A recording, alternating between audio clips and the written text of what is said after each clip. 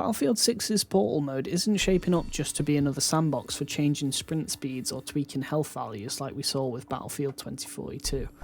This time, it looks a lot more ambitious. One of the features being talked about is potentially map editing and the chance to actually build custom maps and game mode layouts. And as someone who spent time creating maps for games like Insurgency Sandstorm, that immediately caught my attention. If DICE pulls this off, it could completely change the way Battlefield evolves. So, what do we actually know so far? From everything that's been shown and talked about, Portal isn't just a rule editor anymore. It's more closer to a Forge-style toolset. We're talking about placing objects, altering layouts, maybe even creating new spaces from the ground up. That's a big shift away from 2042's Portal, which felt more like a playlist mixer than a dedicated creation suite. Now, here's where it gets interesting. Imagine being able to rebuild Operation Metro, Grand Bazaar, or even Siege of Shanghai all within Battlefield 6, or going further and designing completely new layouts the community has always wanted.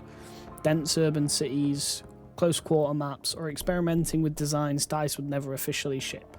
From my own mapping background in Sandstorm, I've seen firsthand just how much can be done when a game actually gives players the proper tools. If Battlefield 6 offers even part of that freedom, the community could end up carrying this game for years with fresh maps and experiences, long after the official content slows down.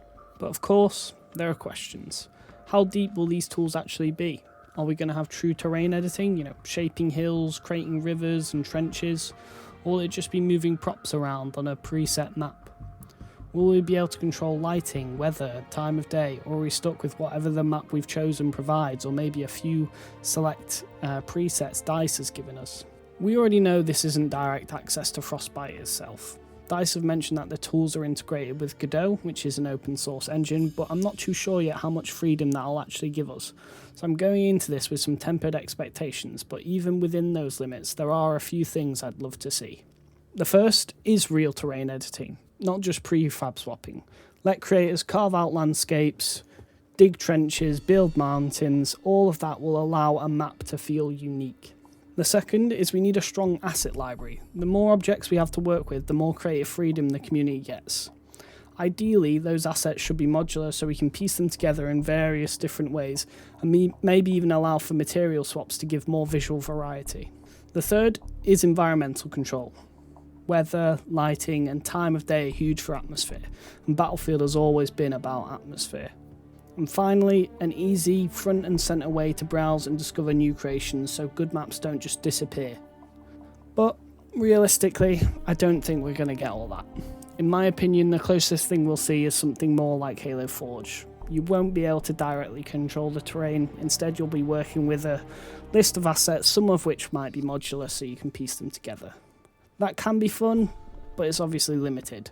Not being able to sculpt the environment means maps can feel blocky and artificial instead of having that natural flow Battlefield maps are known for. And there are other reasons for that too. From a business side, EA probably doesn't want players able to recreate maps from other games inside the game. It could make it harder to sell even the next Battlefield game if people just copy the content and put it in Battlefield 6. And there's also the risk of bad actors. If you give the community too much access under the hood, it could open the door for exploits or cheats that compromise the whole game. And honestly, that's a shame. With full tools, the community could create some incredible experiences, stuff that could even lead to people potentially being hired by DICE or inspire official content down the line. Plus, it would take some pressure off DICE themselves, because while they're working on official content, the community could keep the game fresh with their own.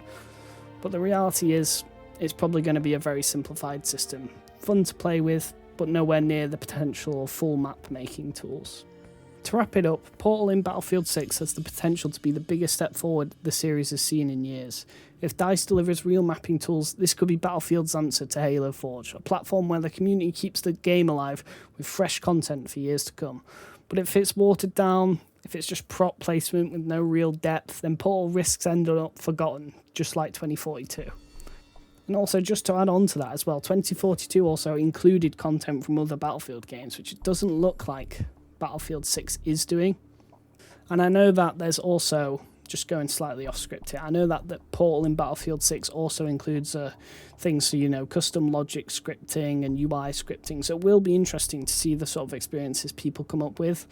This video has mainly just been about the mapping side of things. Either way, I'll be diving in day one to see exactly what's possible, and trust me, I'll be putting my mapping background to the test just to see how far we can push it. And that's all for today, guys.